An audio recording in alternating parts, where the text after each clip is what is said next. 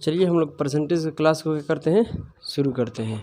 तो हम लोग क्या पढ़ रहे थे, परसेंटेज, और परसेंटेज में टाइप नंबर क्या है 13। टाइप नंबर 13 में हम लोग क्वेश्चन नंबर 12 तक कर लिए हैं और क्वेश्चन नंबर 13 से हम लोग शुरू करते हैं। आइए भाई साहब, सवाल अच्छे से पढ़िए, बेहतरीन प्रश्न है। ठीक है, कह रहा है सवाल कि मीना एक परीक्षा में कितना स्कोर करती है, 40% करती है। कोई दिक्कत की बात नहीं है कि 40% तो उसने प्राप्त की थी, और प्रिंसिपल के सामने एक रिव्यू के बाद क्या होता है 50% बढ़ जाता है।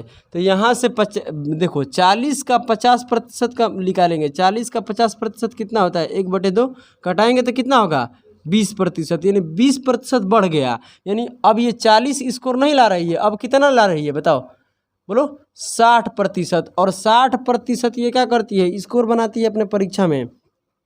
इसका स्कोर क्या होता है 60%, और क्या होता है कितने अंकों से फेल हो जाती है, तभी ये 35 अंकों से क्या हो जाती है, फेल हो जाती है। इसमें कोई दिक्कत की बात नहीं है। प्रश्न में थोड़ा सा एरर है, उसको सुधार करने की कोशिश कीजिए, सब ठीक हो जाएगा। देखिए यहाँ पर कितना हो गया, बोलिए यहाँ पर कितना हो गया 60%। कोई दिक्कत की बात नहीं है ना, 60% स्कोर बनाती है। उसके बाद क्या होता है बताइए, तभी कितने अंकों से फेल हो जाती है, 35 अंकों से फेल हो जाती है। बात यह है कि उसका देखो यहाँ से, यदि उसका उत्तर क्या लिखा है, समीक्षा, ये ना, यदि उसका उत्तर समीक्षा स्कोर बढ़ता है, मगर कितना बढ़ता है वही चीज़ नहीं लिखा है। स्कोर के आगे क्या लगा लेना 20%, क्योंकि ये छूट गया। हम लोग टाइपिंग पर क्या करेंगे, उसको सुधार करेंगे। ठीक है, तो 20% बढ़ जाता है। उसके बाद क्या होता है कि उत्तीर्ण अंक से क्या होता है बताइए, 7 अंक ज़्यादा लाती है, 7 अंक ज़्यादा लाती है, यही ना।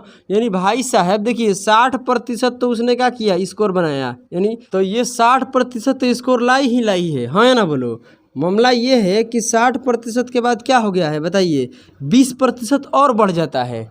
एक रिव्यू के बाद फिर 20% बढ़ जाता है। इसका मतलब क्या होता है कि 60 का 20% निकालेंगे तो कितना आएगा, 60 का 20%, 1/, कितना होता है 5, घटाएंगे तो कितना आएगा 12, यानी 12% और बढ़ जाएगा। यानी यहाँ 60% लाई है, इसमें और 12% प्लस करेंगे तो कितना हो जाएगा बोलिए, 72% स्कोर बनाती है। इसके वजह से 7 अंक इसको क्या होता है उत्तीर्ण से अधिक लाती है। कुल मिलाकर बात यह है कि एक मीना परीक्षा देती है जिसमें 60% क्या होती है प्राप्त करती है। उसके बाद वो 35 अंकों से क्या हो जाती है, फेल हो जाती है। उसके बाद क्या होता है कि इसमें 20% इसका स्कोर बढ़ा दिया जाता है। ठीक है, इसका नंबर परसेंट में कितना बढ़ाया जाता है 20%, तो 12% होगा। 12% बढ़कर अब कितना हो गया, अरे यार क्या बोल रहे हैं, 72% क्या हो गया प्राप्त करती है। और कितने उत्तीर्ण अंकों से, मतलब पासिंग नंबर जो है ना, उससे कितना नंबर ज़्यादा लाती है, 7 नंबर ज़्यादा लाती है। तो सवाल में आपसे क्या पूछा है बताइए कि पास होने के लिए बताइए कितने अंक चाहिए, यही तो पूछ रहा है। पास होने के लिए कितने अंक, उत्तीर्ण का मतलब क्या होता है पास है ना, क्या, हाँ कितने प्रतिशत चाहिए। चलो कोई दिक्कत नहीं है। तो यहाँ से क्या लेंगे हम, अंतर लेंगे। यहाँ से अंतर लेंगे तो कितना हो जाएगा बोलिए, 12 का है, 12 का अंतर आएगा। यहाँ अंतर लेंगे तो जुट जाएगा, तो कितना हो जाएगा। तो आपसे पूछा है यहाँ पर क्या कि कितने पासिंग नंबर, पासिंग परसेंटेज पूछा है ना, माने कितने % लाएगी तो क्या हो जाएगी, वो पास हो जाएगी। तो कैसे निकालेंगे, देखो यहाँ से ये 72 प्राप्त करती है, 72% प्राप्त करती है, तो पास नंबर से कितना हो जाता है ज़्यादा, 7 नंबर। तो ये 7 नंबर माइनस कर देंगे। देखिए तो ये 72% तो है, इसमें कोई दिक्कत की बात नहीं है। अब यहाँ से हम लोग काट लेते हैं इसको। ठीक है, किससे काटते हैं, 6 से। 6 से काटेंगे तो ये क्या हो जाएगा 2%, इधर कितना हो जाएगा 7, समझ रहे हो ना। तो ये 7 नंबर हम माइनस करेंगे कि नहीं करेंगे बताइए, क्यों करेंगे भाई, कि जो पास हो रहे थे, जिस नंबर पर हम पास हो रहे हैं ना, उससे क्या हो रहा है, उससे कितना ज़्यादा ला रही है, 7 नंबर ज़्यादा ला रही है। तो वो 7 नंबर घटाएंगे, 7 नंबर नहीं घटाएंगे, क्योंकि ये नंबर है। 7 नंबर में कितना प्रतिशत बनता है 2%, तो 2% इसमें माइनस कर दीजिए, कितना आ जाएगा 70%। इसका मतलब है कि अगर मीना 70% लाएगी तो क्या हो जाएगी, पास हो जाएगी। इसमें कोई दिक्कत की बात नहीं है। क्या हुआ, अच्छा ठीक है, अभी तो पढ़ने दो, टाइम नहीं है, फिर इसमें एथी भी नहीं है, बैटरी भी नहीं है।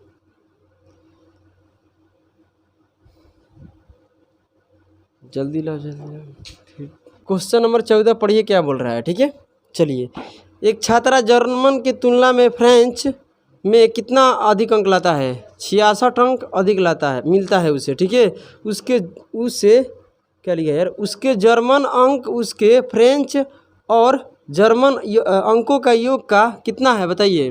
28% है। तो बताइए, अब कह रहा है कि उसके फ्रेंच का अंक क्या है। देखिए एक क्या है बताइए, एक जर्मन है और एक क्या है, फ्रेंच है। तो जिसको हम क्या ले लेते हैं, एफ, इसको क्या ले लेते हैं, बोलिए, जे। तो जर्मन से फ्रेंच जो है ना वो कितना अधिक है बताइए, 66 अधिक है। 66 अंक क्या है इसका, अधिक है। मतलब दोनों के बीच में अंतर कितना का है, 66 का है। अब एक बात बताइए मुझे, सवाल ये कह रहा है 28%। 28% है क्या, तो 28% का फ्रैक्शन होता है कितना मेरे भाई, 7 बटे कितना होता है, 25। सवाल आपसे बोल रहा है, ध्यान से सुनिएगा, जर्मन का, ध्यान दीजिए एक बार और पढ़िए, जर्मन करे उसके जर्मन का अंक उसके फ्रेंच, देखो यहाँ से जर्मन का जो अंक है ना फ्रेंच, और क्या बोलते हैं, जर्मन का अंकों का योग का 28% है।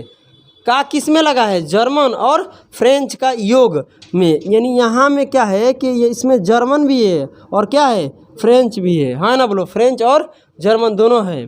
तो यहाँ से अगर हम देख रहे हैं तो भाई जर्मन के बारे में तुलना हो रहा है ना, तो जिसमें क्या लगता है उसको बटे में, जिससे तुलना होता है वो ऊपर चला, सॉरी जिससे तुलना नहीं, जिसके बारे में बोल रहा है, जिससे तुलना करके, ठीक है। तो क्या हो जाएगा, जर्मन के बारे में बोल रहा था ना, तो जर्मन का ये देखो, फिर से पढ़ो प्रश्न तभी समझ में आएगा। जर्मन का जो अंक है वो कैसे निकल रहा है, जर्मन का अंक निकालने के लिए फ्रेंच और जर्मन का अंकों का योग का कितना करेंगे, 28% का, उसका अंकों का योग किसका, दोनों का योग का। तो दोनों का योग क्या होगा, बटे में, किसका होगा बताइए, किसका होगा, बोलिए किसका होगा, बोलिए, जर्मन का होगा। तो जर्मन का कितना हो जाएगा, 7 हो जाएगा, कोई दिक्कत की बात नहीं है। तो जर्मन का हो जाएगा 7। तो यहाँ से जर्मन कितना हो गया बताइए, जर्मन 7 हो गया, टोटल है कितना, 25। तो जर्मन का जब 7 हो गया तो फ्रेंच के कितना होगा,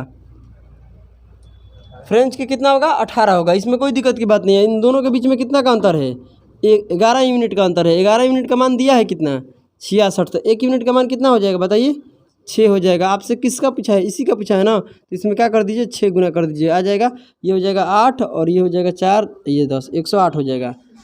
कोई दिक्कत है, क्या आएगा आंसर, 108। समझ में आ रहा है क्या बोले हम, यहाँ समझना है कि फ्रेंच और जर्मन का योग कहाँ रहेगा, बाटा, क्योंकि इसी में का लगा है। और किसके बारे में बोल रहा था, बोलो, जर्मन के बारे में। तो जर्मन है कितना, 7।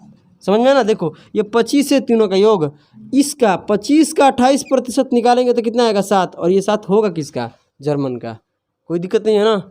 चलिए आगे बढ़ते हैं। क्वेश्चन नंबर क्या है भाई, बोलिए, क्वेश्चन नंबर 15। क्वेश्चन नंबर 15 पढ़िए, एक लाइन में आंसर आ जाएगा। कहता है कि एक परीक्षार्थी एक परीक्षा में x% अंक प्राप्त करता है, और क्या, आप बोलो, x% अंक प्राप्त करता है और फेल कितने से होता है, ए अंकों से क्या होता है, फेल हो जाता है। उसके आगे पढ़ रहे हैं तो भाई साहब एक अन्य विद्यार्थी है जो y% क्या करता है, अंक प्राप्त होता है, अधिक कितना लाता है बताइए, अधिक लाता है b अंक अधिक। ये बड़ा है ना, क्योंकि इतना प्राप्त करता है तो पासिंग से क्या हो जाता है, बी नंबर क्या हो जाता है, अधिक हो जाता है। तो जब अंतर लेंगे तो x में घटाएंगे कि y में घटाएंगे, y में, क्योंकि y बड़ा है ना, क्योंकि इतना प्रतिशत लाता है ना कि पासिंग नंबर से क्या हो जाता है, अधिक हो जाता है। तो ये नीचे वाला बड़ा है तो इसमें माइनस करेंगे तो y माइनस कितना हो जाएगा, x%। कोई दिक्कत है, तो इसमें माइनस करेंगे तो देखो माइनस करने की क्या बात है, इन दोनों का अंतर लेंगे तो एक प्लस एक माइनस है ना, तो जुट जाएगा। तो क्या हो जाएगा, a प्लस b। अगर हम यहाँ कहते हैं 1% के मान बताओ, तो 1% के लिए ये क्या हो जाएगा, यहाँ से हट जाएगा, यानी a प्लस b के बाटा में क्या आ जाएगा बताइए, y माइनस x हो जाएगा। कोई दिक्कत की बात नहीं है ना। अब भाई साहब कोई भी चीज़ अपने आप में क्या होती है, 100%, क्योंकि अधिकतम अंक पूछा है, देख लो यहाँ पर, यानी आपसे क्या पूछा है, उस परीक्षा हो रहा था तो उस परीक्षा में टोटल कितना अंक है, तो अपने आप में क्या होता है कोई भी चीज़ 100%। 100% बराबर कितना हो जाएगा, देखिए 1% का इतना मान है तो 100 से गुना हो जाएगा, यानी 100 इंटू हो जाएगा a प्लस में b, और बाटा में क्या हो जाएगा y माइनस x। यही आपका क्या है, आंसर है, इसमें कोई दिक्कत की बात नहीं है। चलिए क्वेश्चन नंबर हम लोग देखते हैं 16। क्वेश्चन नंबर 16 पढ़िए, क्या कह रहा है। एक परीक्षा में a ने b से 10% अधिक है, सवाल समझ रहे हैं क्या बोल रहे हैं हम, b ने c से क्या है 20% अधिक अंक प्राप्त करता है, किंतु c ने d से 32% अंक प्राप्त करता है। और सवाल यहाँ पर देखो, c देखो यहाँ से, सॉरी, a को c से कितना अधिक मिलता है अंक बताइए, 272। किसके बारे में बोल रहा है? ए और सी के बीच का अंतर कितना है? 272, क्योंकि ए को सी से कितना अधिक मिलता है? 272 अंक प्राप्त होता है, इसमें कोई दिक्कत की बात नहीं है। यहाँ पर कह रहा है कि बी का कुल कितने अंक प्राप्त हुआ, ये पहले बताइए आप मुझे। देखिए आपसे पूछा जा रहा है ए और सी के बीच में अंतर, तो यहाँ डी के कोई मतलब ही नहीं बनता है, डी का कोई मतलब नहीं बनता है, तो डी के लेने की कोई ज़रूरत नहीं है। ए लो, बी ले लो और सी ले लो। डी से क्या मतलब है यार? यहाँ पर देख रहे हो पूछ भी रहा है आपसे बी, अंतर भी किसका है? ए और सी का। तो डी का तो कोई चर्चा ही नहीं है इस सवाल में, डी का कोई जिक्र नहीं है, तो हम डी का क्या लेंगे? क्या फ़ायदा डी के लेने से? क्या रहने दो, क्या दिक्कत है? देखो यहाँ से तो ये हो जाएगा 100%। 100% बोल लो या 100 यूनिट, अपने आप में कोई भी चीज़ क्या होती है? 100%। तो ये कितना अधिक है बताइए? 20% अधिक है। तो 100 का 20% कितना होता है? 20 है। इसमें जोड़ेंगे तो कितना हो जाएगा बोलिए? 120। ये कितना अधिक है इससे पहले बताइए? 25% अधिक है।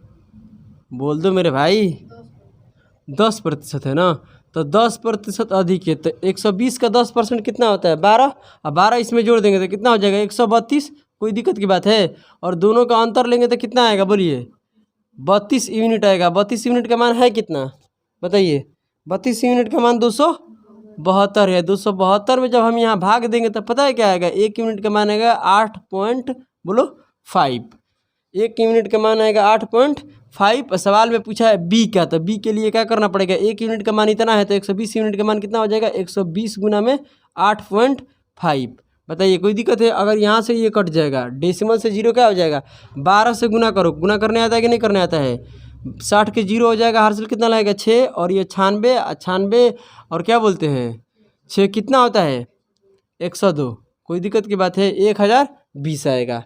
इसका अंक कितना प्राप्त होगा? 1020। अब लास्ट प्रश्न है क्वेश्चन नंबर कितना?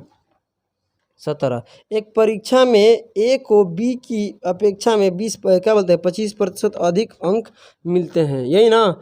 उसने क्या लिखा है? उसमें बी को सी की अपेक्षा में क्या हो रहा है बताइए? 10% कम अंक मिलते हैं, यही ना? जो बी है उस सी की अपेक्षा में क्या होता है? 10% कम, फलाना ढिकाना, इसे बहुत सारा बोला है। लास्ट में पढ़ लो क्या बोला है, उसे कोई मतलब नहीं है, पहले लास्ट में पढ़ो क्या बोला है। डी को 500 है अंक, डी को 500 में से कितना मिलता है? 320 अंक मिले। अब कहता है कि बताइए ए को कितने अंक मिले, यही बताना है आपको।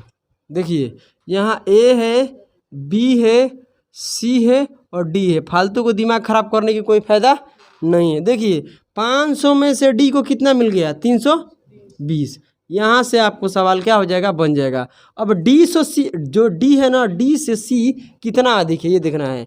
डी से जो सी है कितना अधिक है आपको ये बताना है। कितना अधिक है? 25% अधिक है। तो 25% का फ्रैक्शन होता है कितना? 1/4। तो इसका 1/4 निकालेंगे तो कितना आएगा? 80। 80 इसमें प्लस करेंगे तो कितना बन जाएगा? ये 400 बन जाएगा। कोई दिक्कत की बात नहीं। अब जो सी है ना, सी से बी कितना अधिक है? नहीं, सी से 10% कम है ना, अधिक नहीं है। क्या है? 10% कम है। तो 10% निकालेंगे। 400 का 10% कितना होता है? 40। 40 इसमें क्या कर दो? माइनस, तो कितना हो जाएगा? 360 हो जाएगा। अब बी से ए कितना अधिक है बोलिए? कितना अधिक है? 25% अधिक है, यही ना? तो अब बताइए 360 का 25% निकालेंगे तो कितना होगा? ये 90 आएगा। आएगा ना? 25% का फ्रैक्शन होता है 1/4, तो 90 इसमें क्या करेंगे? अधिक ना, तो 360 में 90 जोड़ेंगे तो कितना आ जाएगा? 450। सवाल में पूछा कि बताइए ए को कितना मिलता है, तो ए को कितना मिलता है? 450। यही मेरा क्या है? आंसर है, इसके अलावा कुछ नहीं है। हो गया? तो ये टाइप नंबर क्या है बोलिए? टाइप नंबर 13 है ना? तो टाइप नंबर 13 हम लोग क्या कर लिए? समाप्त कर लिए। ठीक है, अब टाइप नंबर 14 हम लोग अगली क्लास में करेंगे बात। तब तक के लिए आप सभी को जय हिंद, जय भारत।